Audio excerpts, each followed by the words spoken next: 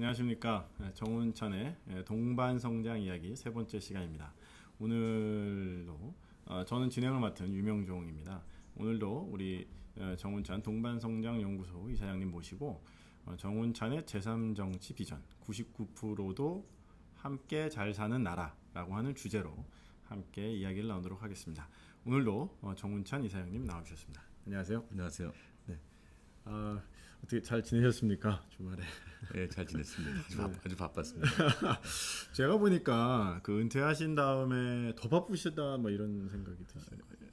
글쎄요, 뭐 그때는 그냥 한 가지 일만 했으니까 네. 별로 안 바빠 보일지 모르지만 지금 네. 이것저것 막 하니까는 네. 시간은 네. 비슷하게 쓰는지 모르지만 네. 이것저것 막 하니까는 굉장히 바빠 보이는 게 아닌가 하는 생각이 듭니다. 그러셨군요. 어떻게 주말에 어떻게 보내셨습니까? 네. 그때 주말이라고 그럴까 지난 목요일에는 그 연세대학교 총장하시던 정창영 예. 선생님이 주도하는 게 있습니다. 북한에 우유를 비롯해서 약품 같은 거 보내주는 네. 운동이 있어요. 참 좋은 운동. 네, 그 모임에 이사회인지 운영위원인지 잘 모르지만 오라 그래서 거기 가서 네.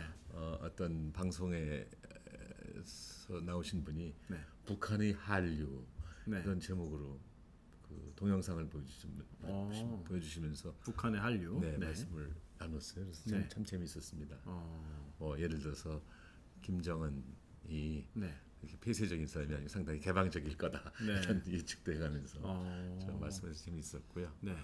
그다음에 또 어디를 갔나 금요일에는 서울대학교 정년 퇴임식에 갔었어요. 네. 네. 제가 총장할 때 부총장 했던 네. 이호인 교수가 네. 이번 정년 퇴임입니다. 네. 근데 총장할 때 저보다 훨씬 더 열심히 일을 많이 하셔서 네. 제가 비교적 편히 총장을 할 수 있게 해주셨기 때문에 네. 아마 총장 출신으로 정년 퇴임식에 온 사람 별로 없었다고 그래서 또 지금 오현천 총장이 알아서 앞에서 그걸 말씀하면서 한번 환영하라고 그래고 박수도 받고 그렇습니다. 네. 네. 그리고 또 그다음에 뭐 천안에 가서 천안에. 예. 저 동반성장 충청연대 예. 주최로 그 특강이 있었어요. 제가 동반성장 충청연대. 네, 그래서 예. 동반성장에 관한 예. 강의를 했습니다. 동반성장이란 무엇인가? 네. 동반성장 왜 필요한가? 네. 지금까지 잘 되고 있는가? 예. 앞으로 잘하려면 어떻게 하면 좋겠는가? 이런 네. 특강을 저 했습니다. 네, 그러셨군요. 그 동반성장 그 연대는 보니까 기사에도 보니까 이렇게 거기에서 뭐 어떤 제3정치의 세력화가 필요하다 뭐 이런 말씀도 좀 하신 것 같은데 그 어떤 관계가 있으신가요? 네, 저는 지난 주초에도 네. 어떤 분이 물어봐서 그랬고 예, 또 천안 모임에서 어떤 기자가 또 물어봐서 똑같은 말을 했습니다만 지금 일반 국민들이 기성 정치권에 대해서 저 만족 못하고 있지 않나. 그렇다면은 제3 세력이라고 하는 또 제3 정치권 이런 것들을 국민이 원하고 있다면은 네. 그 국민의 여망에 부응하기 위해서는 제3 세력을 구축해야 되지 않냐. 거기까지 말씀했어요. 그랬더니 자꾸 기자들은 유도해갖고 네. 그럼 제3 정당 만든다는 겁니까? 그래서 네, 제3 지대의 구축이 굉장히 필요한데 네, 나중에 하다가 보면 정당으로 발전할 수도 있고 또 정치라고 하는 건 정당이 필요하니까 네, 저 정당으로 발전하는 것이 바람직은 하겠으나 현재로서 무슨 정당을 만들 저 준비는 별로 안 돼 있다고 말씀을 드렸는데 네. 저 언론들 항상 앞서가잖아요. 제3 세력이 필요하다 했더니 제3 정당 창당 추진 뭐 이런 식으로 나오는 것 같은데요. 그래서 언론이 너무 앞서간다는 네. 생각도 했고 네. 내가 그 정치적 표현력이라 그럴까 네. 정치적 수사가 좀 부족하구나 하는 반성도 해봤습니다. 그래. 뭐 워낙에 또 진솔하게 말씀하시는 편이시라서 있는 그대로 얘기하는데 거기까지만 얘기하면 좋을 걸. 네. 한 걸음 더 나아가서 상상을 해가지고 기사를 쓰는 걸 보고 그렇죠. 그러면 안 되는데 하는 생각을 했습니다. 언론이 항상 길을 열죠. 예. 근데 지난주에는 또 사실은 우울한 소식들도 좀 많아서요. 그 태풍 볼라벤과 덴빈에 의해서 사실 피해 입은 그 농어촌 그 분들이 많이 계시거든요. 그런 분들한테 좀 위로의 말씀을 좀 주시면 좋을 것 같은데요. 뭐 저 빨리 재개하시기를 바랍니다. 네. 우선 어렵지만 스스로 노력도 좀 하셔야겠으나 정부가 예. 정말 특별히 배려를 해줘야 되고 네. 정부뿐만 아니라 일반 국민들도 심적으로나 네. 또는 직접 몸으로 예. 가서 좀 도울 필요가 있지 않냐 이렇게 네. 생각을 하고 있습니다. 네. 또 아동 성폭력 사건이 좀 크게 네. 부각이 돼서 그건 아주 심각한 문제인 것 같습니다. 예. 태풍이야 뭐 자연 현상 때문에 나온 네. 그 어려움이고 네. 그 어려움을 정말 빨리 극복해야 되고 또 전 빠른 시일 내에 극복할 수 있을 것을 믿고 있습니다만 네. 이 어린이 성폭력뿐이 아니라 묻지마 살인 네. 이런 것들이 우리 사회에 굉장히 심각한 문제라고 생각하고 네. 그것은 여러 가지 원인이 있겠지만 가장 커다란 원인은 양극화가 아닌가. 네. 양극화로 인해서 그 경제적으로 두 그룹으로 나눠져 있는 네. 것뿐만 아니라 사회적, 정치적으로 다 네. 나뉘어져 있는 것입니다. 네. 양극화라고 하는 건 균형과 머는 것이 아니겠습니까? 그렇죠. 한 사회가 균형과 조화를 잃게 되면 사회 유지가 굉장히 힘들어요. 그래서 저는 그 묻지마 살인이라든지 아동 성범죄 이런 것들이 하나의 그 사회의 부조화, 네. 여러 가지 의미에서 부조화가 현실로 나타난 게 아닌가 하는 생각이 듭니다. 네. 그래서 별 생각을 다 해봤어요. 뭐 역사적으로 큰 변화가 네. 일어난 거는 사실 그 양극화 때문에 그렇다고 볼 수가 있거든요. 예.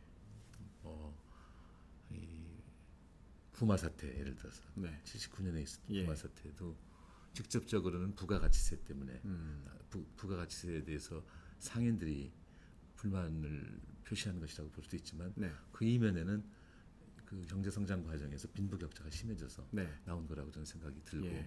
벌써 70년대 후반부터 그런 이 일들이 계속 터져 나온 거죠. 그렇습니다. 네. 또 작년에 외국 일이긴 합니다만 북아프리카나 중동에서 이른바 제스민 혁명이 나타난 것도 네. 사회가 양극화로 돼 있기 때문에 그렇던 겁니다. 네. 밥 먹을 거 있으면 민주화도 좋지만 그렇게 커다란 혁명이 나타나기 힘들었을 네. 텐데 사회 양극화 때문에 나온 게 아닌가 하는 생각이 들어서 이런 것들은 그 근본적인 원인, 즉 양극화의 해소로 풀어야 되지 않냐는 생각을 해봤습니다. 이 양극화가 그러니까 지역 공동체도 무너뜨리고 그러다 보니까 이제 이웃 간의 관계도 많이 무너뜨리고 그런 일을 초래하지 않았나 생각이 드네요. 예, 네. 그렇습니다. 네. 이번에 그러니까 결국은 그 성폭력 문제도 이웃에 의해서 막 벌어지다 보니까 참 이게 세상에 믿을 사람이 없어지고 좀 민심이 팍팍해지는 게 아닌가. 그렇습니다. 우리 생각이 듭니다. 저 역사를 보면은 향약이라든지 예.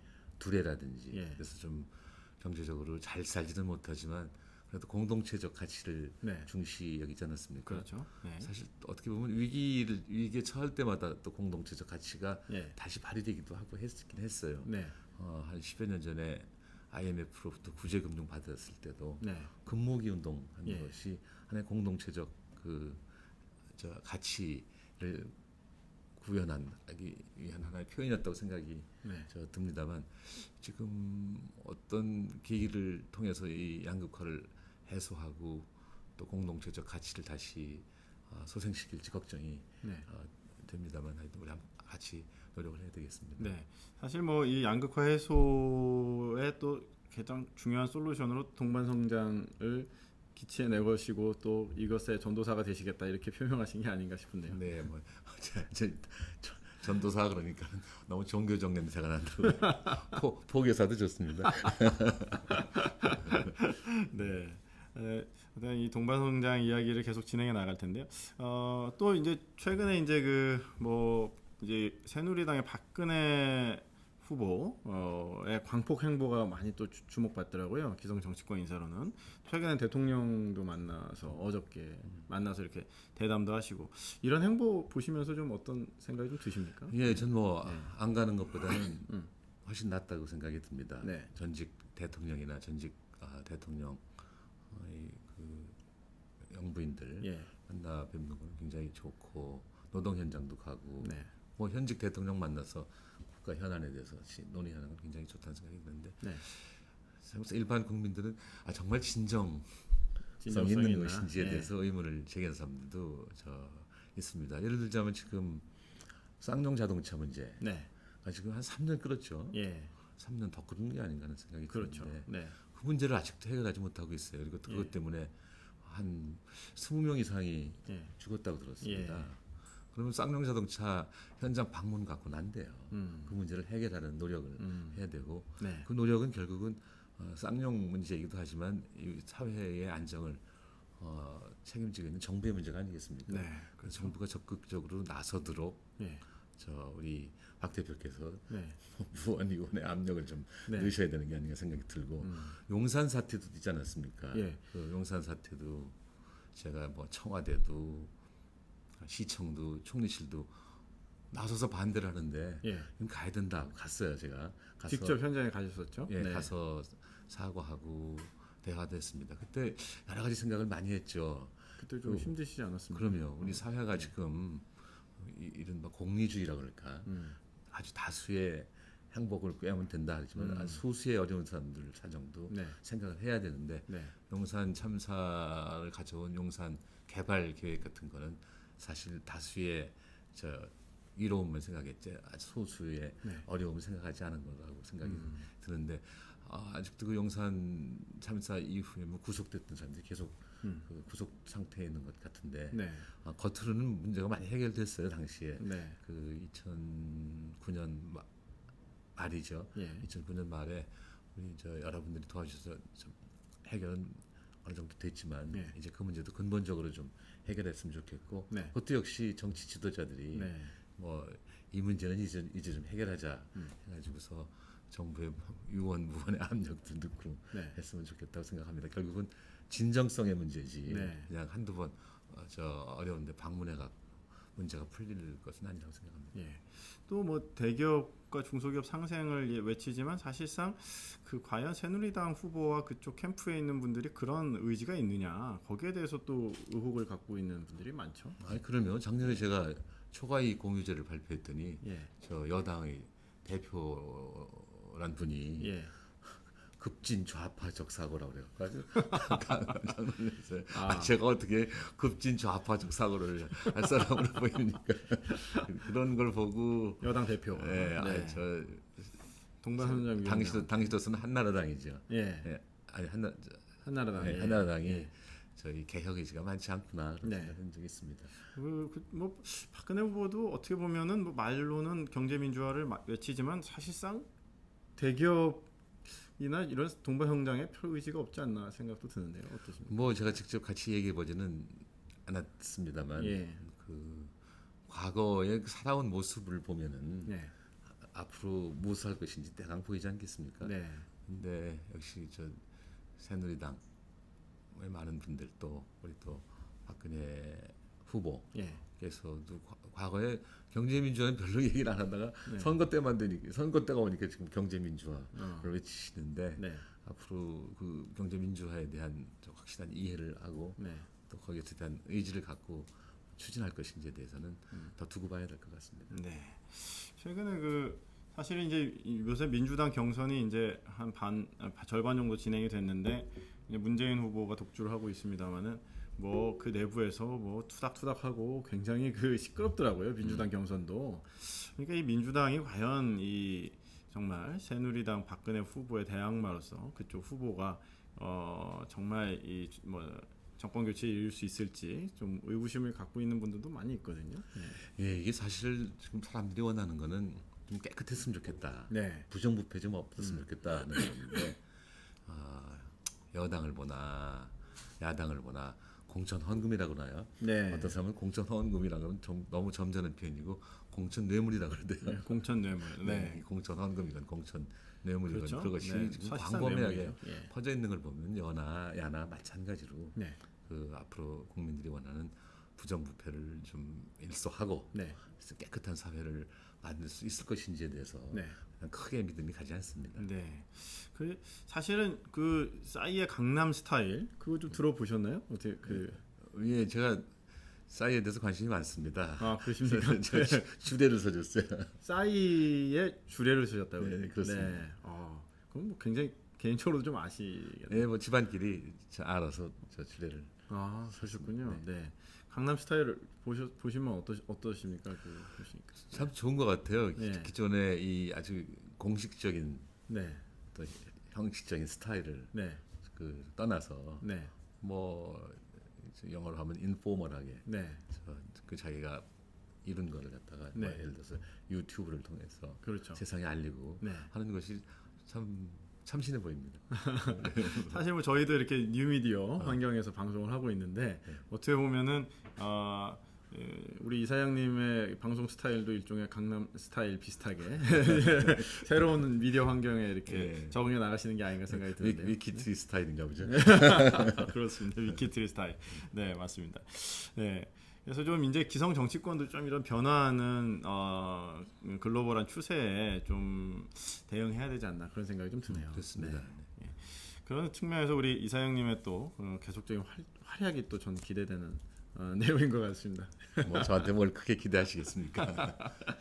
예, 사실 이제 그 지난번 말씀을 좀 더 이어서 해보자면은 그 재벌과 관료의 장벽이 사실 너무 높아가지고 이런 것들이 이제 뭐 이렇게 수사적으로 끝나게 될 경우가 많지 않느냐. 그래서 사실은 이제 이걸 조금 더 강력하게 이걸 구현하려면 현실화 시키려면 여러 가지 요소가 있을 것 같은데요. 그것이 이제 일종의 정운찬 솔루션이 아니냐. 뭐 이런 이야기를 제가 좀 들은 바가 있는데 어떠십니까? 그때 그 동반원장의 약간 장벽이라고 해요. 재벌의 장학생, 뭐 관료들의 일종의 그 재벌의 약간 네트워크된 그런 고위 관료들 문제 말씀하셨었는데요. 그 문제부터 좀 말씀을 좀 해주시면 좋을 것 같습니다. 예, 그때 뭐 저 재벌도 그렇고 또 이 관료도 그렇고 네. 저 동반 성장에 별 도움이 안 됩니다. 재벌은 이 동반 성장에 대해서 별로 좋아하지 않을 것은 뭐 이해는 네. 갑니다. 그러나 하나 분명한 것은 네. 큰 사람의 입장에서 볼 때 네. 작은 사람이 있어야 자기가 큰 거예요. 예. 또 작은 사람이 잘 돼야 네. 자기도 잘 됩니다. 네. 동생이 잘 돼야 형도 잘 되는 건데 네. 형만 잘 되고 동생이 뭐 헤매고 있으면 그게 네. 좋은 가정이라고 할 수가 있겠습니까? 그래서 그거를 좀 잘 명심해야 되는데 아직도 이른바 교체되지 않는 네. 권력이라고 불리는 재벌은 네. 그럼 정신을 못 차리고 있는 것 같습니다. 외국에서는 그렇지 않습니다. 워렌 버핏이라든지 네. 빌 게이츠라는 사람들이 나와갖고 네. 자기들이 지금까지 돈을 많이 벌게 해준 사회 제도가 계속적으로 안정적으로 유지돼야 계속 돈을 벌 수 있다는 생각에서이기도 하고 네. 또 한편으로는 양극화로 인한 불만 세력이 그 불만을 크게 표출하지 않도록 하기 위해서도 여러 가지 기부 행위를 하고 있지 않습니까? 네. 그렇죠. 근데 아직도 그리고 또 사실 좌크 아탈리라고 하는 미래학자가 네. 얘기했듯이 21세기는 이기적 이타주의, 합리적 이타주의라고 그랬습니다. 과거에는 누가 돈을 얼마를 어떻게 버는지 또 번 돈을 어떻게 쓰는지 잘 몰랐지만 지금은 이제 IT 시대 또는 IT가 발달한 현재는 누가 돈을 어떻게 버는지 또 어떻게 쓰는지 다 알고 있기 때문에 사회에 대해서 봉사하지 않으면은 그 저항이 많이 있을 것이므로 사회에 대해서 봉사도 하고 기부도 하는 합리적 이타주의 네. 또는 이기적 이타주의라고 그러는데 우리는 정신을 잘 못 차리고 있어요. 그래서 재벌들이 좀 정신을 차렸으면 좋겠다. 네. 첫째 번이고 두 번째는 관료들 문제인데 네. 관료는 뭐 영혼이 없는 동물이라고 하는 말도 있긴 있지만 네. 그건 사실은 아주 훌륭한 지도자가 나왔을 때 그 네. 훌륭한 지도자를 잘 따르면은 네. 뭐 영혼이 없이 그냥 따르면 되는 건데 그 아무래도 자기 선호하는 것이 있기 때문에 예. 지도자가 어떤 방향으로 가고자 할 때 그게 잘 안 맞으면 뭐 복지부동이다 뭐 네. 이런 여러 가지 표현도 있으나 잘 안 챙겨요. 사보타주하기도 하고 그렇습니다. 그런 거죠. 그때 예. 정치 지도자가 정말 확실한 그 정책 이념과 네. 의지 예. 이런 것이 있어갖고 관료들을 리드해야 되는 겁니다. 이 관료 문제는 관료 자신도 좀 더 애국심을 갖고 따라와야 된다는 생각도 들지만 네. 정치 지도자의 정책 이념, 정책 의지, 정책 능력이 아주 중요한 게 아닌가 생각합니다. 네, 그렇습니다. 그 사실은 이제 그 사회가 전체적으로 대한민국 사회가 어느 정도 굉장히 이렇게 일종의 강소 국가로서 갖춰진 사회다 보니까 어떤 공무원 시스템이나 이런 것들이 많이 갖춰져 있지 않습니까? 근데 이제 중요한 것은 그 안에 구성원들 가운데 기성 정치권에 있는 인사들처럼 약간 이렇게 기존의 권력들을 잡기 위해서 일종의 권력 획득에 의해서 합종 연행하고 뭐 일종의 뭐 아까 공천 헌금이라든지 이런 거 수수하고 또 대기업 봐주기 하고 뭐 이런 일들이 계속 일어난다. 그러니까 결국은 기성 정치권에 희망이 없다라고 하는 이유들은 사실은 어떤 정당 정치 시스템의 문제가 아니라 그 안에 있는 지금 그 권력을 갖고 있는 분들의 문제가 아니냐. 또 네. 그 관료들도 모든 공무원들이 다 문제가 아니라 일부 그 고위급 관료들이 또 그런 정치권과 연계되고 또 재벌과 연계된 그런 분들의 문제가 아니냐 그런 생각이 좀 들거든요. 네, 현 정치권이나 고위 관료들이 네, 그 국민 여론을 네, 잘 파악해서 그걸 좀 대변해야 되는데 네, 그러지 못하고 있는 것 같습니다. 네. 그 이른바 안철수 현상이라고 하는 것이 바로 현 정치 세력에 대한 실망의 다른 표현이 아닐까 생각을 하고 있습니다. 그렇죠. 네, 정치는 물론 이제 정당인들이 하는 거라고 볼 수가 있는데 예, 그 정당이라고 하는 게 뭡니까? 그 동일한 정책 이념을 가진 사람들이 정권 획득을 목적으로 하고 여론을 대변하는 정책을 세우는 게 정당이라고 네. 생각이 드는데 예. 현재 한국의 정당은 정체성이 없어요. 그러니까 동일한 정책이 뭔지 비전이 뭔지. 뭐 좌에서 우까지 정책 이념을 다양하게 네. 가진 집단입니다. 그래서 네. 정책 일관성이 있을 수가 네. 없는데 이런 거 한번 보세요. 지금 아무래도 이제 여당이니까 야당보다 비판하기 좋아서 여당 중심으로 말씀을 드리자면 지금 새누리당의 경제민주화를 놓고 네. 아주 중요한 사람이 나 경제민주화가 뭔지 모르겠다 그러고 어떤 사람은 경제민주화 안 하면 망한다 그러고 그것도 모르냐 그러고 하는 같은 것이. 당내에서. 네. 그 첨예한 대립이 언론에 보도되지 않습니까? 네. 그뿐이 아니에요. 또 시간의 흐름에 따라서 정책이 많이 바뀝니다. 예를 들자면 최근 한 1년 동안에 저 복지 정책에 관한 한 네. 새누리당은 구민주당으로 돼버렸고 네. 구민주당은 진보당처럼 돼버렸고 진보당은 구사회주의처럼 네. 돼버린 게 아닌가 생각이 드는데 네. 뭐 여러 가지 지금 현재 양극화 세계에서 복지 정책을 쓰는 건 뭐 너무나 당연하긴 하지만 네.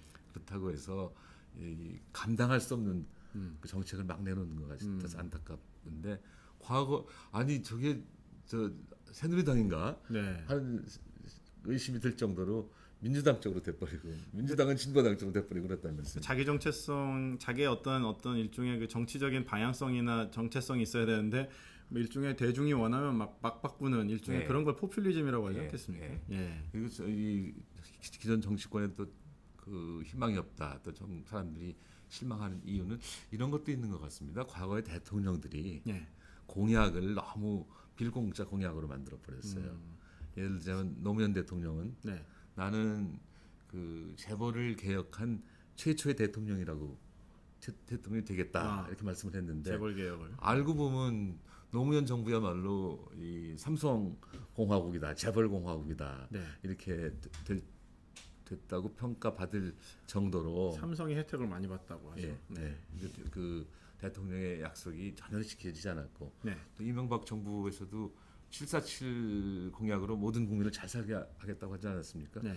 747이 뭐죠? 7% 성장해서 4만 불. 1인당 소득을 4만 달러로 만들고 그것은 세계 7위가 되는 게 아니냐 이런 식으로 얘기했는데 그것도 뭐 지금 물거품이 돼버리지 않았습니까? 뭐 지금 아직도 2만 불 뭐 예. 겨우. 대통령이 지금 이렇게 여러 가지 허황된 그 공약을 내세우고 그것이 저 빌공짜 공약으로 그 귀결되는 걸 보고 국민들이 그저 대통령이 되기 위해서 저 헛공약을 많이 냈구나 네. 해가지고 정치에 대한 실망을 하는 게 아닌가 생각이 드는데 네.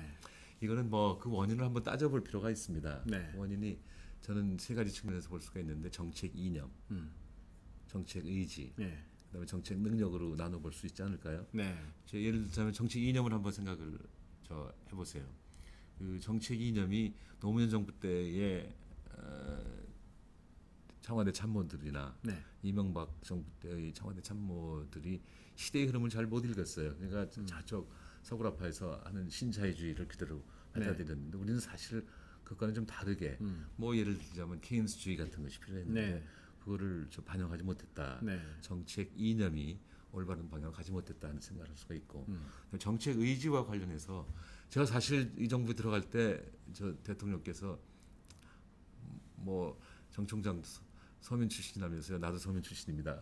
같이 서민을 위해서 일합시다 이렇게 해서 애들만 뿅 가서 그 말을 이제 또 곧이곧대로 또 네. 들으신 거죠? 네. 그랬는데 아니 뭐 그때 대통령이 거짓말 하셨겠습니까만서도 그 참여정부나 이명박 정부나 다 예. 서민 경제를 주장을 했지만 네. 결국은 이 서민 경제를 주장만 했죠. 강력히 추진하고자 하는 의지가 부족했었어요.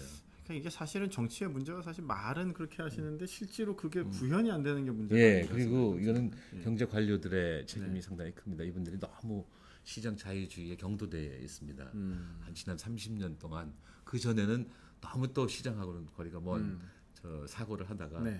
한 80년대서부터 지난 한 30년간은 너무 시장주의적인 사고를 해갖고 네. 저 서민을 위한 경제 이게 안 맞는 거예요. 네. 시장에 맡기면 됐지 무슨 서민은 서민 이런 식으로 생각하는 관료들이 아주 많아서 답답했었는데 네. 하나 더 보태서 얘기하자면은 그 정치권이 정책 능력이 관료를 압도하지 못해요. 이렇게 어떤 이제 정책을 쓰게 되면 그 효과가 금방 안 나타나거든요. 네. 금방 안 나타나면 그냥 언론에서 막 비판하고 경제 관료들도 그 언론을 따라서 막 춤을 추면서 그 정치권에다가 이거 안 됩니다 하고 막 하는 것이지. 그때 정치권이 대통령이나 고위 저 정치인이나 또는 고위 관료들이 예. 아니다 예. 이 방향으로 가야 된다 네. 하는 확실한 믿음이 있어갖고 추진해야 되는데 네. 거기 밀려요. 그러니까 이 정책 능력에서도 밀리는 것이죠. 그러니까 네. 이념이나 의지나 그 능력이 중요한데 그런 것이 좀 부족하니까 네. 정치권에 대해서 국민들이 실망을 하는 게 아닌가 생각하고 있습니다. 예, 그렇죠. 그래서 사실은 이제 아까도 여러 번 말씀드렸지만 경제 민주화를 외친다고 해서 경제 민주화가 되는 게 아니라 실질적으로 경제 민주화를 할 아까 말씀드렸던 뭐 의지라든지 능력이라든지 뭐 이런 게 있어야 되는데 사실 그런 것들이 좀 약하지 않느냐. 네, 그렇습니다. 그래서 이제 그 이사장님께서 이제 그 일종의 동반 성장을 하나의 정책 이념으로 내것이고 이걸로 이제 대한민국에 나가야 된다 이런 얘기를 하시는 거죠. 예, 그렇습니다. 예. 동반 성장이야말로 예. 그냥 정말 넓은 의미의 음. 동반 성장입니다. 그냥 경제적으로 민부간 대중소기업 간만이 아니라 네. 사회적으로도 지역 간, 도농 간, 네. 무슨 뭐 수도권, 비수도권 간, 심지어 남녀 간, 네. 또이 나라를 넘어 남북 간, 동북아에서의 국가 간 이런 동반 성장을 넓은 의미로 해석해야 되지 않냐 생각을 합니다. 네. 그렇습니다. 그러면 이제 조금 더 오늘 내용을 보시면은 어떻게 하면 실질적으로 동반 성장을 할 수 있을까 그런 얘기를 좀 해보시면 좋을 것 같은데요. 예.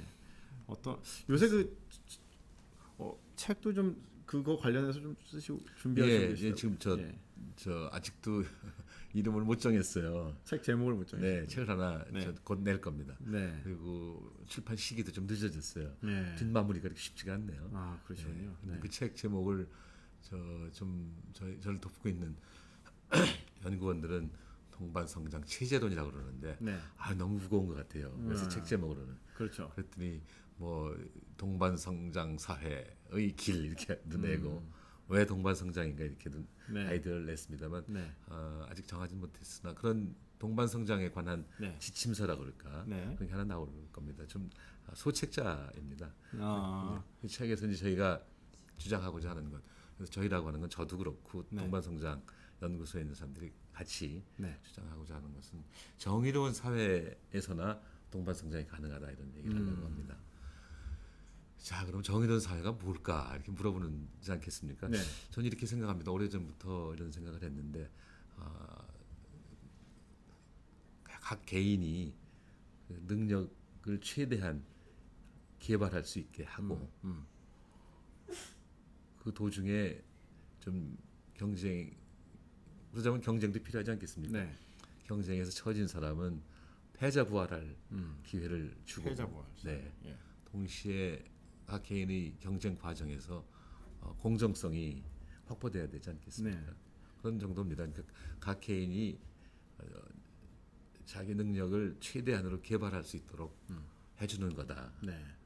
그렇자면은 교육 기회가 상당히 중요할 것 그렇죠. 같아요. 예. 교육 기회도 중요한 여러 가지가 있는데 어떻든지 간에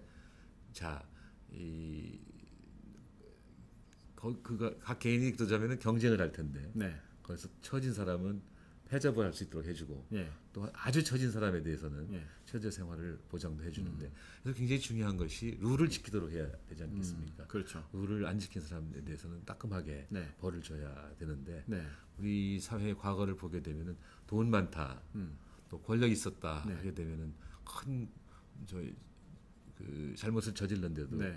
그냥 뭐 기소유예다, 집행유예다, 네. 무슨 뭐 병보석이다 이런 식으로 했는데 그것은 그 올바른 공정한 사회와는 거리가 먼 것 같고 네.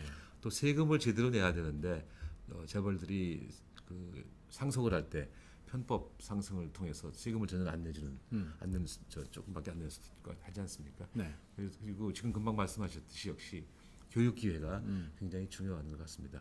저야말로 어릴 때 네. 그 굉장히 어려운 환경에서 자랐습니다만 그때만 해도 개천에서 욕난다는 말이 나올 정도인데 지금은 그 사교육비가 굉장히 네. 많아져 가지고서 그 부자들의 사교육비하고 가난한 사람들의 사교육비 차이는 뭐 7배, 10배 막 난다고 그래요. 그래서 주요 대학에 입학하는 비율이 점점 이렇게 강남이나 수도권에 있는 좀 중산층 이상의 가정에 훨씬 더 많이 간다고 그렇습니다. 제가 총장에 취임했더니 네. 서울 출신이 42%예요. 서울에 들어가는 학생들의 서울대학에. 예. 강남 출신이 26%예요. 그중 뭐 그러면 압도적이네요. 서울이 42, 예. 서울이 강남이 26. 서울의 절반을 예, 절반 이상이네요. 그렇죠. 예. 그래서 제가 예. 지역균형 선발제를 채택했습니다. 아 그때 그 이사장님 재임 당시에 그러니까 채택했어요. 2005년부터 했죠. 네, 물론 네. 제가 2002년 7월에 취임해갖고 한 네. 1년여 동안 그 학교 내에서 여론을 수렴을 해갖고 네. 실행을 했습니다. 그 목적은 두 가지예요. 네. 하나는 서울대학교 더 나아가서 나라가 잘 되기 위해서는 그 구성원들이 다양해야 된다. 구성원들이 다양해야 다양한 배경을 갖고서 그렇죠. 서로 부딪히게 되면은 네. 뭐 새로운 많은 것을 배우게 된다 하는 네. 것이고 또 하나는 바로 형평 또는 이 동반 성장입니다. 그래서 예. 이 서울의 인구가 4분의 1밖에 안 되는데 네. 4분의 1도 안 되죠. 예. 지금 서울 1000만 20%밖에 안 되는데 네. 42%가 들어온다고 하는 것은 형평이나 균형에는 어긋나지 않냐 하는 생각이 들어서 네. 전국 방방곡곡에서 다 잘 들을 수 있도록 하자. 예. 그래서 처음에는 지역 할당제를 주장을 했는데 많은 사람들이 이거 위헌이라고 그래갖고 지역균형 선발제를 고쳐서 네. 딱 어느 군이나 어느 시에서 몇 명 뽑고자 하는 것이 아니라 전국 모든 고등학교가 3명씩 추천을 해주면은 예. 그 중에서 우리가 한 1000명은 따로 지역균형 선발을 뽑겠다 했던 네. 것이 이게 바로 동반성장의 한 모습입니다. 그렇죠. 그러나- 서울대는 참 네. 중요하지 않습니까? 네, 그보다 예. 더 앞에서 예. 그 어릴 때부터 교육 기회를 갖다가 될 수 있으면 골고루 주도록 해야 하는 것도 이 공정 사회하고 상당히 통하는 게 아닌가 생각을 합니다. 네, 그렇습니다. 결국은 이제 그러한 정의로운 사회가 필요한데 부정과 부패가 하도 만연하고 그 일종의 학연, 혈연, 뭐 지연으로 묶인 뭐 이런 관계들이 많다 보니까 그걸 극복하는 게 너무 힘든 것 같아요. 보니까. 예. 그래서 모든 사람들이 지금 좌절하고 있습니다. 예. 공천원금 40억 그러면 40억이 얼마나 큰 돈입니까? 그렇죠. 그렇죠. 평생 만져보지도 네, 못하죠. 그러니까는 좌절을 하고 있는데 하여튼 이 첫 출발점은 동반성장으로 가기 위한 첫 출발점은 사실 이 출발점이라긴 하지만 그 금방에 고쳐지겠습니까? 장기적으로 해야 되는데 정의로운 사회만이 동반성장할 수 있다고 하는 것을 지적하고 싶습니다. 네. 동반성장하기 위해서는 또 지속 가능한 발전이 좀 이루어져야 되죠. 예. 예, 그렇습니다. 예. 지금 거기에 대해서 좀 설명을 드리자면 네. 지속 발전은 좀 더 넓은 개념이고 네. 지속적으로 성장을 해야 되는데 네. 성장을 하려면은 투자가 필요합니다. 근데 투자는 지금 보면은 대기업들은 돈은 많은데 투자 대상이 없고 예. 중소기업들은 투자 대상은 있는데 돈이 없다고 그러지 않습니까? 네. 대기업들이 오늘 뭐 조간해 봤더니 그 현금성 자산 66조 가지고 있다고 그러는데 바로 얼마 전까지 100조가 훨씬 넘었다고 네. 그랬습니다. 100조가 얼마나 큰 돈인지 아세요? 뭐 엄청나게 큰 돈. 참 큰 돈이에요. 사실 뭐 이게 와닿지가 않습니다. 예. 1조가 뭐 엄청난. 1조가 얼마나 큰 네. 돈이냐면은 예수님이 네. 또는 부처님이 예. 마찬가지로 예. 태어나시고서부터 오늘까지 매일 예. 하루도 그러지 않고 100만 원씩 써도 예. 1조 원 다 못 쓸 정도로 큰 돈이에요. 하루에 100만 원씩 예. 예, 수천 년 뭐, 동안 써야 되는 예, 거죠. 부처님도 마찬가지고 예. 예수님도 저 마찬가지인데 네. 제가 지금 드리고자 하는 말씀은 그 대기업은 돈은 많은데 투자 대상이 없다는 것은 첨단 기술, 핵심 기술, 원천 기술 좀 부족하다는 말씀인데 중소기업은 나름대로 투자 대상이 있는데 돈이 없어요. 그래서 네. 대기업의 돈이 중소기업으로 흘러 들어가도록 하자 하는 것이 네. 바로 동반성장입니다. 이익이 많이 나면 좀 나눠라. 네.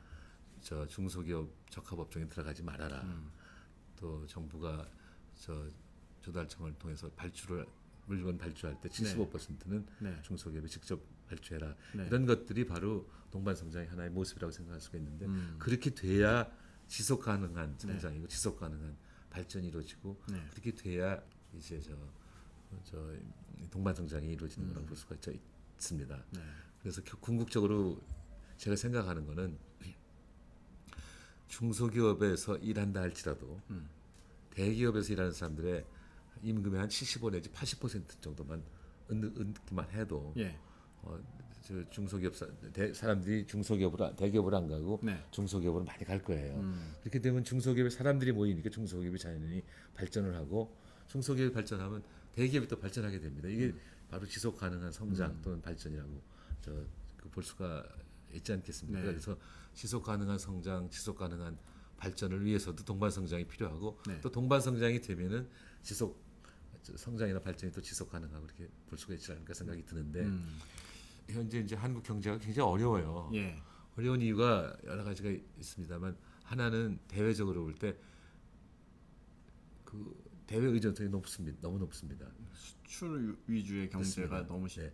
수출이 GDP가 55%예요. 네. 외국에서 기침하면 우리가 폐렴 걸린다고 네. 할 정도고. 이번 글로벌 금융 위기도 사실은 우리나라 문제가 아니라 사실 미국의 서프라임 사태가 사실 뭐 우리한테 영향도 주고 그랬죠. 예. 그렇습니다. 유럽발 금융 위기도 그렇고 유럽. 그러니까 이제 대외 의존도가 너무 높고 네. 두 번째로는 재벌이 너무 힘이 큽니다. 네. 그래서 재벌과 수출 대기업이 주로인 재벌과 중소기업 간의 격차가 너무 크기 때문에 네. 모두 다 재벌 맘대로 하는 것이죠. 사실 요번에 그 현 정부 초기에도 그 고환율 정책 때문에 또 문제가 좀 되지 않았습니까? 예, 그건 뭐 정말 네. 단기에 수출을 늘리기 위해서 환율을 예. 올려준 건데 네. 그게 결국은 양극화를 크게 예. 만든 원인 중에 하나라고 생각할 수가 있죠. 예. 또 하나 보자면은 이 가계 부채가 너무 많습니다. 이런 것들도 우리 한국 경제가 지속적으로 성장하는데 좀 저해적인 요소라고 생각할 수가 있죠. 부채 공화국이 된 거죠. 예. 사실은 그러니까 현 정부 들어서 7470님 아까 말씀하셨지만 사실 거의 뭐 성장주의로 갈 것처럼 얘기했는데 사실 성장 거의 못하고 그냥 제자리 걸음만 5년 동안 한 게 아니냐. 네, 그런 뭐 생각이 2008년에 미국발 예. 글로벌 금융위기 등 국제 여건이 좀 나쁜 거는 사실입니다만 네. 그 사실은 747이라는 게 허황된 것이었어요. 그 당시에 예. 공약 자체가 얼마나 멋있습니까? 747이 그러면 우리 어릴 때 나온 비행기 이런 거 비행기 멋있어가지고서 그 공약으로 내세웠는데 네. 그건 불가능한 공약을 내세웠기 때문에 이루기 힘든 것이긴 한데 국제 여건까지 나빠서 더욱더 힘이 들었다 이렇게 생각할 수가 있습니다. 그래서 저는 이런 제안을 하고 싶습니다. 첫째 지금 해외 의존도가 높은 거야. 뭐 해외 의존도 높은데 이제 앞으로는 좀 수출 중심보다 내수 중심의 경제로 만들어야 된다는 생각이 들고 좀 더 내수를 강화시킬 수 있도록. 예. 그다음에 정부와 재벌 간의 관계에서 지금 완전히 재벌 공화국이라는 말이 무색한 재벌 공화국이라고 하는 말이 우리한테 설득력을 가질 정도로 네. 정부하고 재벌하고 힘의 균형이 안 취해져 있어요. 재벌이 더 셉니다. 그렇죠. 네. 그리고 사실은 정부의 많은 보고서들, 예. 국책연구소의 많은 보고서들 이런 것들이 삼성경제연구소에서 제공하는 것들도 많아요. 삼성경제연구소에서 제공하는 직접 또는 간접으로. 그래서 이런 것들이 계속되면은 결국 이 나라는 재벌공화국밖에 될 수가 없죠. 동반 성장하고는 거리가 먼 것이 아니겠습니까? 그래서 조금 더 힘 있는 정부, 다시 말해서 국가 역할을 정상적으로 수행하는 네. 정부가 필요하다는 생각이 들고 하나 더 보태서 좀 더 적극적으로 말씀을 드리자면은 네. 이 대학과 지역 공동체가 예. 연결된 기술 집적 중소기업 클러스터라고 그렇게 만들었으면 좋겠다고 생각합니다. 대학과 중소기업이 연계돼서 연계된 대학과 지역 공동체가 예. 지역 공동체 예. 연결된 예. 기술 집적 중소기업 클러스터라고. 굉장히 합니다. 구체적인 내용 같아요. 예, 이게 사실은 네. 중소기업을 위한 신산업 정책이 필요합니다. 음. 과거 5, 60년의 경제 정책은 전부 대기업 위주 정책, 네. 특히 수출 대기업 위주 정책이었는데 네. 이제는 저 내수 중소기업을 위하는 저 신산업 정책이 필요하지 않을까 생각이 드는데 예. 독일이 그렇게 센 거는 독일의 중소기업이 센 거는 예. 독일의 중소기업들은 거의 모두 다 저 특허 전문 기업들이에요. 특허 전문. 특허가 하나 있어요. 글로벌한 기술, 세계적인 기술을 갖고 있는 거죠. 특허가 작전. 있기 때문에 예. 대기업이 뭐라 그래도 난 당신하고 거래 안 하겠다. 왜 큰 자와 작은 자가 대등한 관계로 저 활동하는 것이 경제 민주화라고 그러지 않았습니까? 네. 그러면 독일 같은 데는 중소기업이 특허를 가지고 있기 때문에 네. 튼튼해서 대기업한테 언제든지 노라고 할 수가 있는데 우리도 그런 방향으로 가려면은 대학하고 지역 공동체가 저 연결된 기술 집적 중소기업 클러스터를 만들면은 대중소기업 격차도 줄어들고 네. 저 지방하고 서울과의 네. 격차도 줄어들고 그렇게 격차가 줄어들면 결국은 빈부격차도 줄어들어요. 네. 대기업이 중소기업보다 부자고 네. 서울이 지방보다 더 부자고 그러는데 그 격차가 줄어든다고 하는 것은 결과적으로 빈부격차도 저 줄어들고 빈부격차가 바로 줄어든다고 한다면은 네. 우리 사회 전체가 그렇죠. 사회적으로나 정치적으로도 그 격차가 더 줄어드는 네. 결과를 가져올 것으로 생각합니다. 그 사실 말씀 듣고 보니까 지난번에 사실 그 1회 방송 때 그 사실 현 정부에서 이제 총리직을 제안하셨을 때 이제 수락하셨던 게 현 정부에서 좀 밸런스를 좀 맞춰 보고자 네, 균형치의 역할을 하려고. 네, 균형추를 하시겠다고 하셨는데 근데 총리가 의외로 그 좀 힘이 없으셨다고 총리 역할에 그러셨지 않습니까? 예, 아니 뭐 제가 힘이 없는 것도 있지만 제도적으로 힘이 없어요. 제도적으로. 이제 헌법 86조는 네. 하여튼 대통령을 보좌해서 국정을 통할하도록 돼 있는데 네. 총리가 뭐 인사권도 없고 네. 예산권도 없기 때문에 사실은 일하기가 굉장히 힘들어서 예. 사실은 그런 의미에서 권력 구조가 좀 바뀌어야 된다 생각을 하고 있습니다. 이제 한번 말씀드렸는지 모르겠습니다만 예. 대통령의 권한이 너무 큰데 네. 그 권한을 좀 총리한테 네. 이양을 하고 사실 그것이 양해 안 찬다고 한다면은 더 커다란 변화, 뭐 내각 책임제라든지 아주 본격적인 이원 집정제라든지 이런 네. 것도 생각해 볼 수가 있겠습니다만 네. 대통령의 권한이 축소돼야 된다. 이거는 뭐 제 믿음입니다. 제가 총리를 하면서 경험을 통해서 배운 것입니다. 국무위원들 중에서 누가 힘이 제일 세신가요? 네. 총리가 영어로 프라임 미니스터예요. 그러니까 네. 제가 제일 세야 되는데. 그러니까 총리가 제일 세야 되는데 안 세시다. 뭐 제가 다른 국무위원들보다 약했다는 건 아니겠습니다만 네. 사실 총괄을 하려면은 네. 저 힘이 더 있어야 되는데 그러려면은 인사권, 예산권이 좀 있어야 되지 않냐 생각하고 있습니다. 제가 듣기에는 기재부 장관이 굉장히 세다고 들었는데.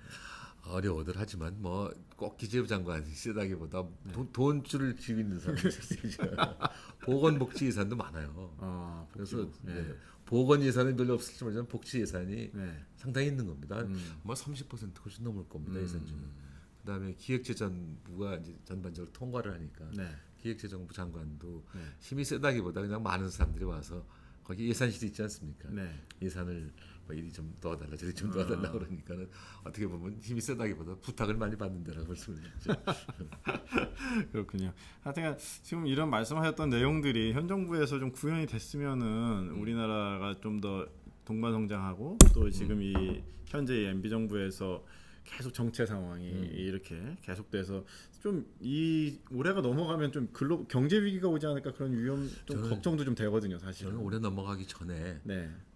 거시경제 지표나 네. 미시경제 지표, 네. 다시 말해서 성장률, 물가 상승률, 국제 수지는 거시경제 지표고 네. 미시경제 지표라고 하는 것은 기업의 수익률, 네. 또 은행의 부실 대출 비율 이런 것들이 미시경제 지표라고 얘기할 수가 있는데 그 지표들의 상당 부분이 9월달, 10월달 가면 굉장히 악화될 거라고 저는 걱정을 하고 있습니다. 네.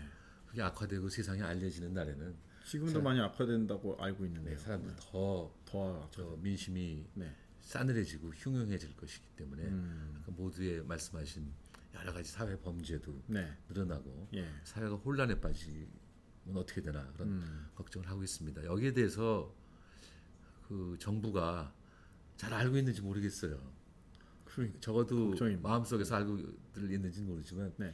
정부에서 나온 여러 가지 발표문이라든지 보고서 같은 걸 보면 그런 게 전혀 언급이 없어서 참 걱정입니다. 위기를 솔직하게 좀 국민들에게 알리고 이걸 좀 대비할 수 있는 방향으로 가야 되는데 그냥 문제 없는 것 같이 덮으려고 하는 느낌이 들어요. 네. 정권이 지금 몇 달 안 남았으니까 네. 각 장관들은 네. 아이 뭐 이 정권 내 문제 안 생기면 되지 않냐 하는 생각으로 될 수 있으면 저 이렇게 그 뭐라 그럴까 숨긴다 그럴까 네. 밝히지 않으려고 하고 있는 것 같습니다. 네. 그럼 그 다음 정권에 가서 이제 다 터질 굉장히 것 어려운 같은데. 일이 될 거죠. 네. 그러나 그런 노력에도 불구하고 제가 생각하기는 이번 뭐 늦가을쯤 되면은 그 경제 지표가 굉장히 하향 곡선을 그리지 않을까 생각하고 있습니다. 그러니까 덮는데도 한계가 있으니까 객관적인 지표가 너무 나빠지면 어쩔 수 없이 이제, 그렇습니다. 예, 인정할 수밖에 없는 네, 거죠. 그렇습니다. 그렇게 되면은 사실 내년 올해 그 대선에 있어서 가장 중요한 부분은 이 다가올 금융 위기나 우리나라의 경제 위기를 어떻게 보면은 어떻게 좀 이거를 극복하고 말씀하셨던 지속 가능한 발전을 위한 사회로 만드느냐 이런 리더십과 그런 그룹들이 좀 지금 가계 부채가 중요할 굉장히 것 같아요. 예. 그 심각하지 않습니까? 네.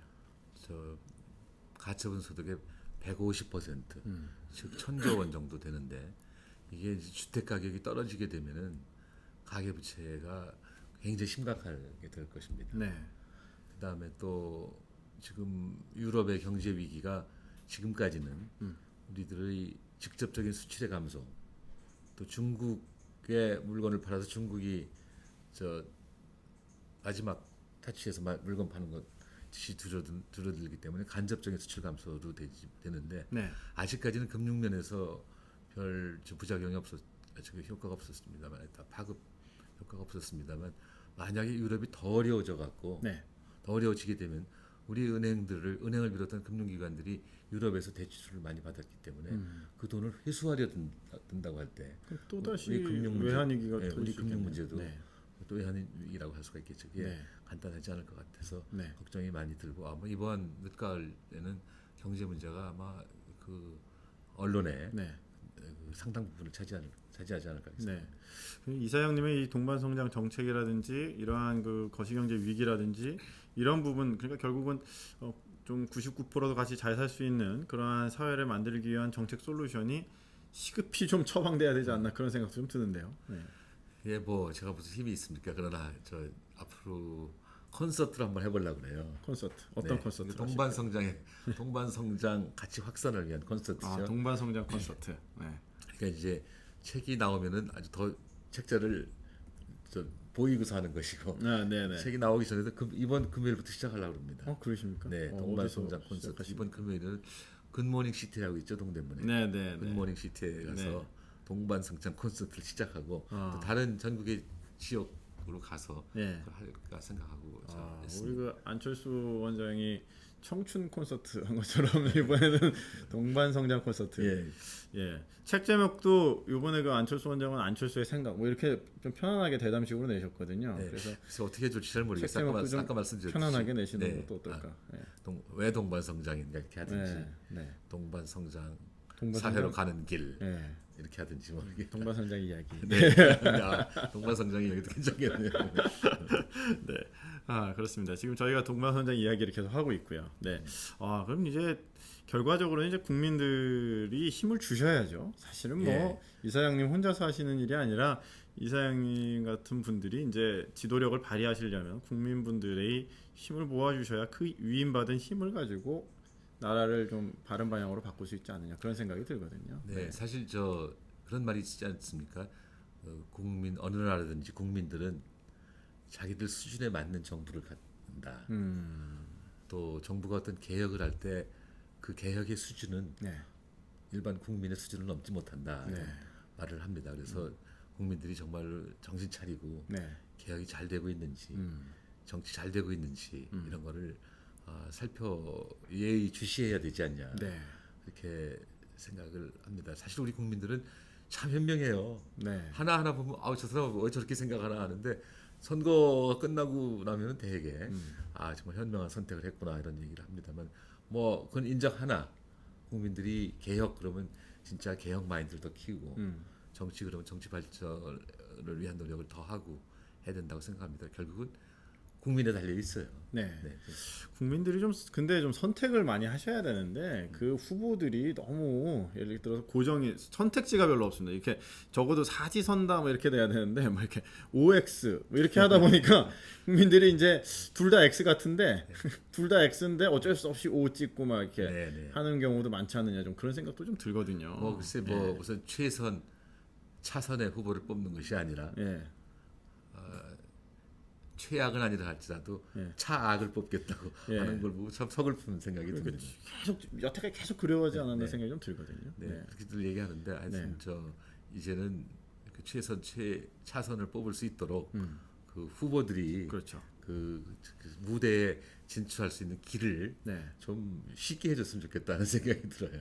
그렇죠. 조금 뭐 계속 양대 정당의 어떤 큰 장벽에 가로막혀서 그렇습니다. 예. 네. 좀 제3지대에 있는 분들이나 좋은 인사들이 뜻을 펼치기가 어려운 예, 거죠. 언론에서도 그냥 안더러. 양당 모습만 보여주지 그렇죠. 그 다른 세력들의 네. 모습은 보여주지 않고 보이는 것 같아서 네. 안타까울 때가 한두 번이 아닙니다. 네. 사실 우리 현명한 국민들의 선택을 제한하는 이러한 정치권의 장벽들도 좀 무너져야 되지 않나 그런 생각도 좀 드네요. 그렇습니다. 네. 그래서 사실 안철수 원장으로 대변되는 어떤 새로운 안철수 현상이죠. 일종의 안철수 현상은 이러한 지금 국민들도 현실에서 너무 어려움 많이 겪고 계시고 위기 징후를 많이 갖고 계시다고 생각이 드는데 이러한 부분들에 대한 일종의 그 민의의 반영이 아니냐 뭐 이제 그런 생각을 좀 하게 되거든요. 예. 아 마지막으로 근데 제가 정치 마치려고 하는데 예 질문이 하나 왔네요. 예. 그 좀 마지막 질문 하나 받고 정리하겠습니다. 그 우리 이사장님이나 또 안철수 원장이 대한 정치 세력으로 자리 잡으려면 어떠한 필요 충분 조건이 있어야 되겠습니까? 해법은 있으신지요? 뭐 이런 질문이 하나 올라왔네요. 네. 아, 뭐 어차피 지금 새로운 정치를 갈망하는 국민들의 어떤 갈망이 있거든요, 사실. 네. 우선 각자 뭐 안철수 교수나 저를 떠나서 네. 그 저 기존 여야 말고 제3세력이 나오려면 그 제3세력에 관심 있는 사람들이 비전이 확고해야죠. 자기 비전을 보이고 그 다음에 사람들이 거기에 대해서 관심을 줘야 되지 않겠습니까? 네. 뭐 그 보수 언론들이 관심을 안 보인다면 새로 생긴 언론들이 관심을 보인다든지 네, 새로운 미디어 환경이 네, 좀 많이 그럼으로써 예. 국민들의 관심을 끌어야 되지 않냐는 건데 가장 중요한 거는 역시 거기에 관심 있는 사람들이 자기의 비전을 확고하게 보여주는 게 아닌가 생각합니다. 그리고 좀 결국적으로는 이제 그 지금 제가 알기로는 이사장님을 지지하고 이렇게 좀 후보로 옹립하려는 분들도 많이 계신 걸로 알고 있거든요. 전 잘 모릅니다. 좀 가르쳐 주십시오. 아 그렇습니까? 제가 좀 몇 분 알고 계신 것 같은데. 아 네. 그 결과적으로 조금 더 이제 의지 표명도 많이 있고 또 아까 말씀하신 것처럼 동반성장 콘서트를 통해서 좀 여러분들 이야기도 많이 들어보신다면 좀 더 분명하게 예 다시 한번 선생님한테 선생님한테 강조하지만 저는 동반성장을 일생의 과업으로 생각하고 있습니다. 그래서 동반성장에 도움이 된다면은 무슨 일이든지 할 각오가 돼 있지. 네. 지금 제가 어떤 뭐 자리를 추구한다든지 뭐 그런 건 아닙니다. 그러니까 네.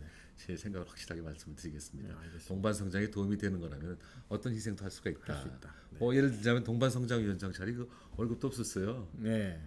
자동차 기사밖에 안 줬는데도 네. 제가 가서 일한 거는 동반성장을 위해서 한 겁니다. 그거 안 하고 딴 거 했으면 딴 데서 돈도 많이 벌 수 있었을 텐데. 사회이사 하시고.